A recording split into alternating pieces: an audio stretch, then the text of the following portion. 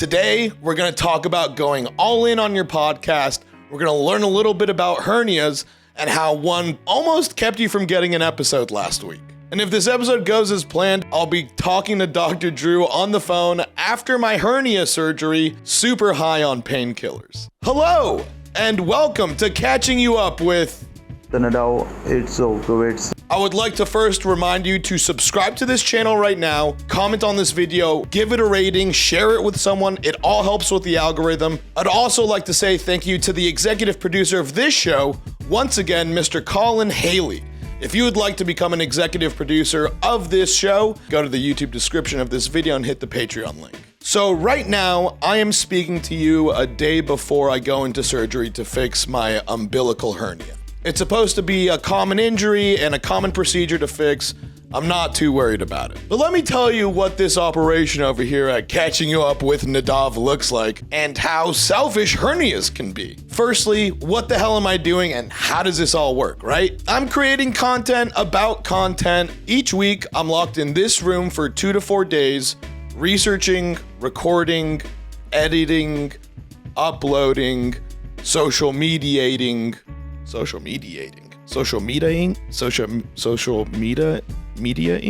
then along with that, I'm on nonstop calls and working on a whole bunch of cool shit for this channel that I can't wait to share with you. Also, each week, I'm trying to get this ring light more into the reflection of my glasses. Right now, what you're seeing are the humble beginnings of a one-man show. So this is like the 6th episode of Catching You Up with Nadav. It's so good.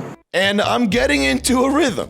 I'm getting faster at putting these together. I think the final videos are looking and feeling better than when I first started, but that's kind of how these new projects start. They evolve over time, and except for this ring light, it's gonna stay in my lenses forever. But last week sucked. As a content creator, one of the things that you need to focus on in order to build an audience is consistency. You don't wanna be vague about your deliveries and when your stuff is going up. You'll get like 1 episode a week. What day is it going up and what time is it going up? You do everything in your power to make sure you stick to the same release schedule. I'm sure you're thinking, why? Why is that so important? You will notice a dip in your numbers the next week.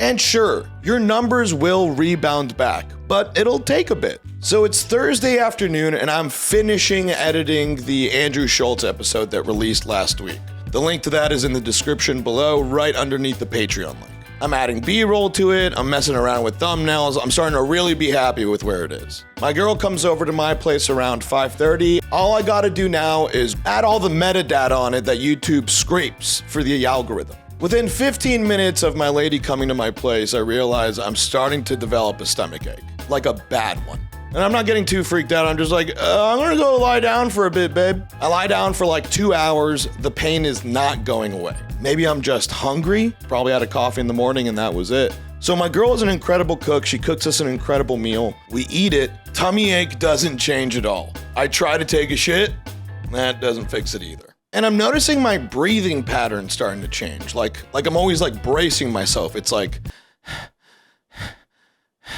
that's probably good for some ASMR people if you want to jerk off. But me being a dude, I'm like, let me just rub some dirt on it and lie down for a bit. Let's just see if this fixes itself. It's about 9 p.m. now. I get up and I start thinking, maybe I should just like kind of poke around and see if I could pinpoint where the pain is actually coming from, right? But let me rewind a little bit. About 2 years ago, I was in a weight loss competition that was started on 2 Bears, 1 Cave that everyone kind of forgot about, but when I started lifting weights, I noticed that my innie belly button turned into an outie belly button.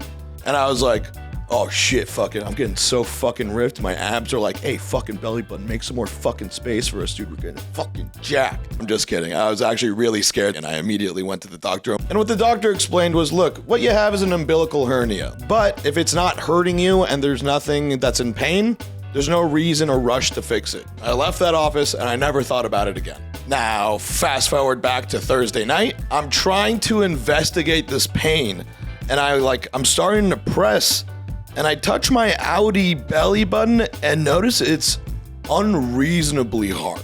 That's not good. I look at my girlfriend and I'm like, I'm starting to think that this might be a hernia. Keep in mind, she's been implying that we should be going to the ER for the last 2 hours. But then I realized that there's more ways that I could make her mad at me. If we leave for the ER right now, there's a good chance we're not coming back before the episode uploads. It has no information attached to it that YouTube could use to scrape and feed it into the algorithm. And that's a problem, especially when you just launched a new show. And that's when I say probably the dumbest thing I've ever said in a relationship or maybe in my life. Babe, I totally agree.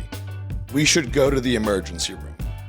But let me work for about 30 minutes first because tomorrow's upload day and I just need to put in a little bit of polish on this to just make sure that the upload goes smoothly. No one's ever looked at me like I was that retarded before. It was humbling, it was character building, but I'm a producer. We don't miss uploads. I finished my work in about 30 minutes, but in all honesty, it was probably about 20 minutes. We then get in her car and go to the ER. I'm actually noticing that the pain is getting worse. My breathing is getting heavier. My pain is increasing. This is not good. Defense mechanisms start kicking in, and I try and start making myself laugh. You can't be that scared if you're laughing. We're listening to country music on the way over there, but I'm singing along and changing all the lyrics to imply that I'm gay. Feeling this gay wasn't part of my plan. Wasn't even gonna try. But I got cum in my ass down. Fuck you, Luke Bryan. We pull up to the ER. I get dropped off as my girl goes to find parking. It's empty on a Thursday night. I walk towards a lady in reception. She goes, "Hi, how can I help you?" "I don't feel good." "What's wrong?" "I have a tummy ache." "Can you be more specific?" "It hurts when I push on my belly button. It used to be an innie." I start realizing that the pain is fucking with my brain a little bit more than I realized. The lady hands me paperwork to start filling out, and my girl walks in as I'm writing in tummy ache under reason for coming in. She fills it out within a minute, and then I immediately get called into the back. They get me into a gurney and they ask me what my pain level is at on a scale of 1 to 10, and I'm taking really shallow breaths at this point. Isn't there a chart you could show me with numbers with faces and descriptions and stuff? And my nurse was so hilariously mean. She was like, "That's a chart that we use with children. If you want, we can bring that out." I mean, I don't know. I think I'm somewhere north of 5. Let's call it a high 6. And they're like, "Okay, so you're at a level 7 pain." They start administering morphine, which is fucking awesome. The pain goes down from a 7 to a 5. The nurse starts doing my intake forms. She's getting my medical history, my medications. I tell her about all the surgeries I've had and how I'm a fucking high T right now. "What about recreational drugs?" "Like what? Marijuana?" "Well, sure." "How often?" "I mean, daily, why not?" "Anything else?" "What do you mean, what? Mushrooms, MDMA, cocaine?" I mean, look, I'm not a nerd. It was just Halloween. That was a week ago. But it's a sometimes treat. They put ice packs on my belly button to start reduce the swelling. They informed me that it definitely looks like an umbilical hernia, and the plan right now is to decrease inflammation and to hopefully push it back into my belly button. And they say if they're able to do that, then there's a good chance that we could avoid surgery tonight. They make sure the ice packs are on my stomach, and then they leave the room. At which point I look at my girlfriend and I say, "You make goddamn sure I get more morphine before they try and push my shit back in." We chill for another 30 minutes. They give me a little bit more morphine, which is fucking awesome. Then the doctor comes in and starts investigating with the nurse. They start poking around and I'm thinking, there's no way they're pushing it in right now without telling me, right? I feel like they're just trying to investigate. And they're like, "Oh yeah, right here, huh?" And as they're pressing, all of a sudden I feel something pop. I hear the nurse and the doctor gasp. They look at each other and they look at me and they're like, "Did you feel that?" And I was like, "Yeah, was that good? Am I dying?" And they're like, "Well, it looks like we just popped it back in. We may be able to avoid surgery tonight after all." My pain immediately starts subsiding and the nurse comes back about an hour later to come check in on me. "How are we feeling?" "I think I'm around at a level 2 right now, but if you topped me off with a little bit more morphine, I think we could make that a 1. "Yeah, I just did your drug intake form. No shit, you want more morphine." I just start laughing. I'm like, "Yeah, all right, yeah, good call. You're all good. You're good. They released me from the ER at around 2 or 3 o'clock in the morning, and they say that they're going to be putting me in touch with their recommended surgeon. He calls me the next day, and we schedule the surgery for day after I'm recording this right now. But in a few seconds, I'll be post-surgery, and I'm going to be super high on painkillers. I'm going to be talking to Dr. Drew, essentially what the protocol is when it comes to hernias. While we wait for that part to start, Now would be a good time to subscribe to this channel if you haven't already.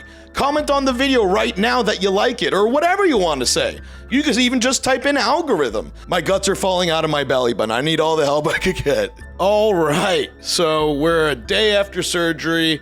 Everything went well, and now we're gonna learn about hernias with Dr. Drew. Hey there. Hey, buddy. Can you hear me? Yes, I can. Can you hear me? Do you have music playing? Drew. God damn it, Drew. Thanks for taking my call. Anytime, my friend. What's going on? I know we're having technical difficulties with this phone call, so just so you know, I'll find the most high-res shirtless photo of you so that people, are looking at you while you're talking. Thank you. Beautiful. And if I can't find one, I'll just have AI create one. I need one. Yeah, I need one now. I'm gonna have AI make a whole bunch of them, and I'll send you all the ones that I make it. I had surgery yesterday. Good times. Yeah, to repair my umbilical hernia. You're a hernia creator. In a weird way, diverticuli are sort of hernias. So it's really technically not true, but essentially part of the what I heard from my doctors, and forgive me if I'm remembering things wrong, I'm on quite a bit of painkillers right now. Well, that's always good. Oh, it's so fun, dude. Umbilical hernias are the most common ones. Everybody has a hernia there, essentially. But they're usually tiny little nothings. Right. They can expand as you get older. They can expand from pregnancy. They can expand from being a little overweight. And then, boom, something comes through. Now, question though is, why did they choose to operate? I was lifting weights about 2 years ago, and my innie belly button went into an outie belly button. That's a hernia. So I went to the doctor immediately when it became an outie, and she was like, "Does it hurt?"